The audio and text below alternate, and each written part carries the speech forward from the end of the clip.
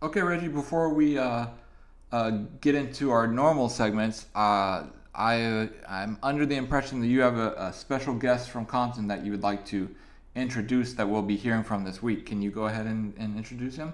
Yeah. So one of my boys, he been listening to a couple of segments that we did, and he had reached out to me and said he wanted to clarify and respond to some of the things that me and James and me and D Dog have spoken on in the last few segments.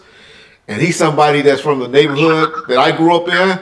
Y'all know I don't claim to be a game banger or a game member or anything like that, but this is somebody that's very, very well was respected by my father and by me as a youngster growing up in the neighborhood that we all looked up to. He's about 4 years older than us, but his name have really rung a bell in the neighborhood when we was walking around, running around Stephen C. Foster and all of that.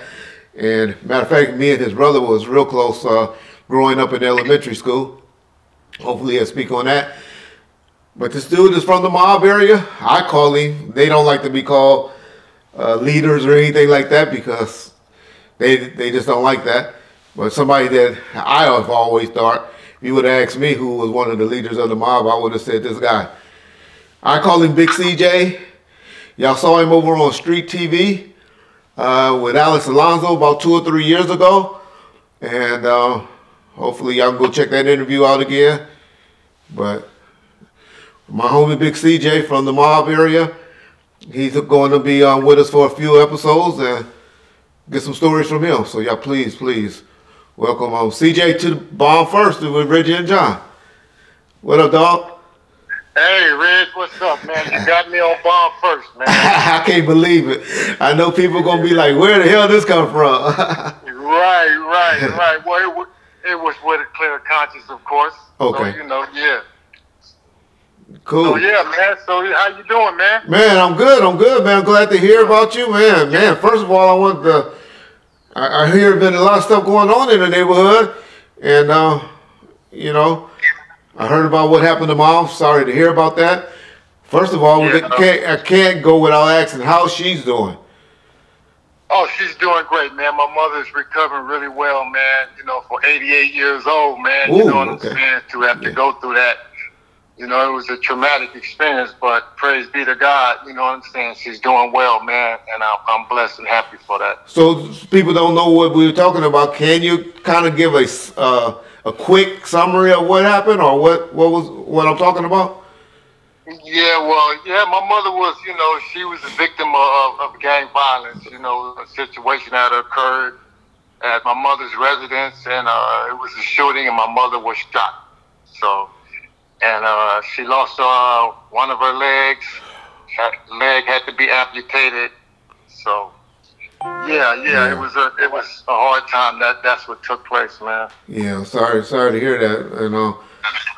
I know you don't like to speak on it, and I understand or think it's behind some of the internal fighting ever since Buntry'sdale between the mob and the looters, but hopefully they'll eventually all get that worked out is what I heard. I don't know it, and I'm not saying if CJ saying that's true or not. That's just the rumor mill that I heard that it was behind. Yeah. So we let the rumorville be rumorville, and we let the stories be the stories. Exactly. The truth is the truth, but we don't have to talk about that like that. Okay. Respect. So, matter of fact, man, of course, I talk to Bob Gotti every day, and I know you and him have a great relationship as well. And he told me you've been dealing with little health problems. If you like to talk about. Yeah. Well, my health is stable. It's fine. I was diagnosed with prostate cancer. I guess a couple of years ago. I was diagnosed with stage 2 prostate cancer. So I'm doing well. I did the radiation therapy treatment. I did that. I'm on chemotherapy pills and stuff right now. So yeah, with that being said, I want all the black men, throughout the world to make sure that they get tested for prostate cancer. Be aware of what's going on with your body. We want to be proactive with our health.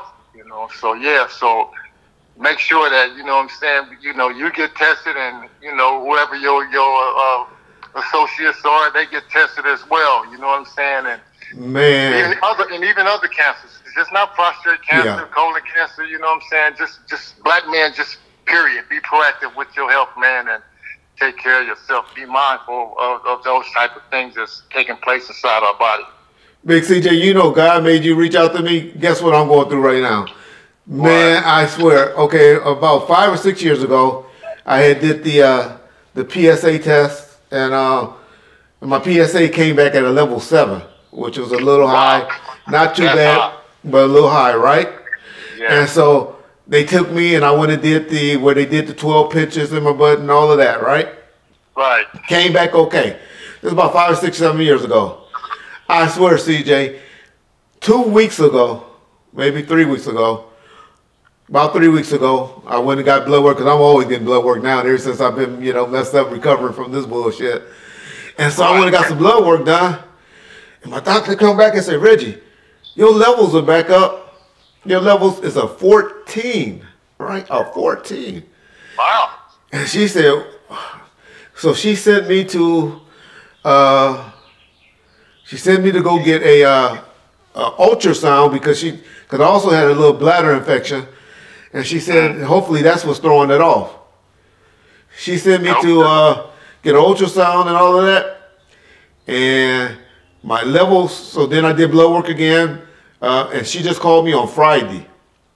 Told me your levels down to like a 8 or 9, but she's still concerned, and she got me scheduled for a CT.